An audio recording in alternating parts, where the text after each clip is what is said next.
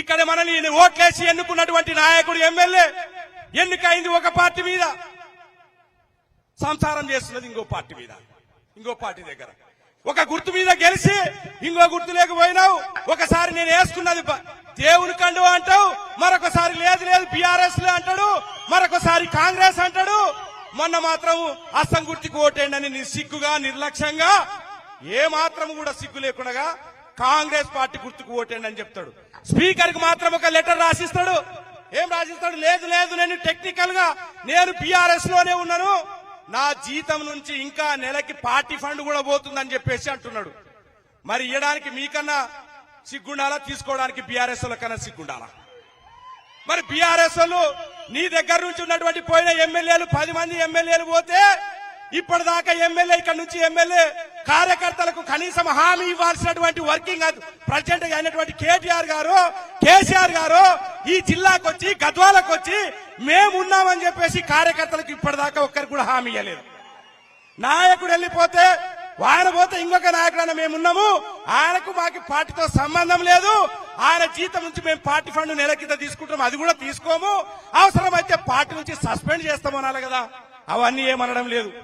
నాటకాలు ఆడుతున్నటువంటి పరిస్థితి. 70 ఏళ్లుగా ఈ ప్రాంతంలో అత్త మామ ఒకటే కుటుంబం ఏలుతూ ఈ ప్రాంతంలో ఎస్సీల గురించి, ఎస్టీల గురించి, బీసీల గురించి, మైనార్టీల గురించి, రైతుల గురించి ఎవరి గురించి పట్టించుకోకుండా అడుగడుగున అణచివేతకు గురి చేస్తూ విద్యను నిర్లక్ష్యం చేస్తూ పేదోడు చదువుకుంటే, అట్టడుగు వర్గాలు చదువుకుంటే ఎక్కడ చైతన్యం అవుతారో, ఎక్కడ మమ్మల్ని ప్రశ్నిస్తారో అనే ఉద్దేశంతో దేశం మొత్తానికి కూడా అక్షరాస్యత పరంగా వెనకబడిందంటే అది మన జిల్లానే. మన జిల్లాలో ఆసియాలోనే అత్యంత వెనకబడిందంటే గట్టుకేటితోటి మండలాలే. మా పిల్లలకు చదువులు ఎందుకు లేవు, మా పిల్లలకు ఉద్యోగాలు ఎందుకు లేవు? 70 ఏళ్ల నుంచి మీరే పరిపాలిస్తున్నారు.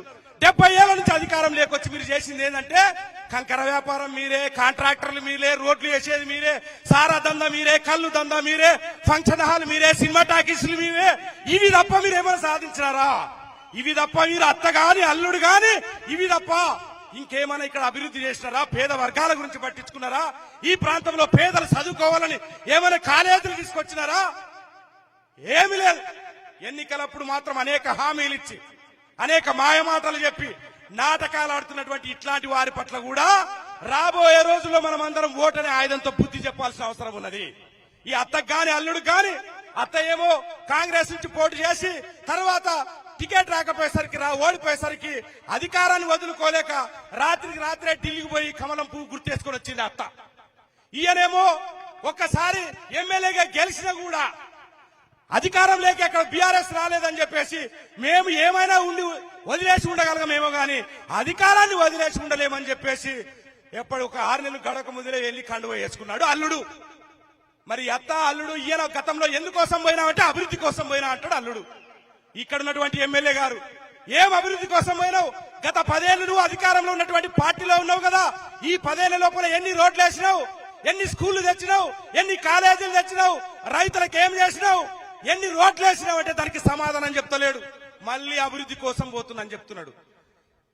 నాకు ఊహ తెలిసినప్పటి నుంచే నెట్టంపాడు ప్రాజెక్టు మీద ఓట్లు అడుగుతున్నారు. నాకు ఊహ తెలిసినప్పటి నుంచే మేము ప్రాజెక్టులకు చేస్తున్నామని చెప్పేసి ఆ పిలుగుల కాడ ఒక 3 ఎకరాలు తీసుకున్నారు.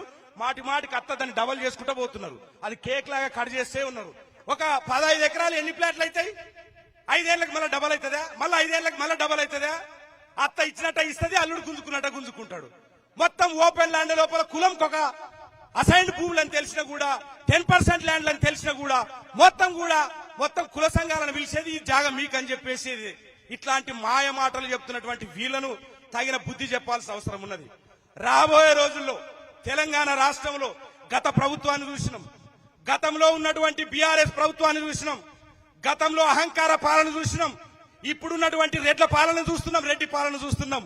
కానీ రాబోయే రోజుల్లో ఖచ్చితంగా ఒక మహిళ కుటుంబాన్ని ఏ రకంగా అయితే చక్కగా నడుపుతుందో ఈ రాష్ట్రాన్ని కూడా అంత చక్కదిద్దడానికి ఒక ఆడబిడ్డగా మన ముందరకు వచ్చి నిలబడుతుంది. ఖచ్చితంగా మన మహిళలందరూ కూడా మనం మహిళగా మనం అందరం అర్థం చేసుకొని అక్కంట ఉండాల్సినటువంటి బాధ్యత ఉన్నటువంటి మహిళలందరూ ఉంది.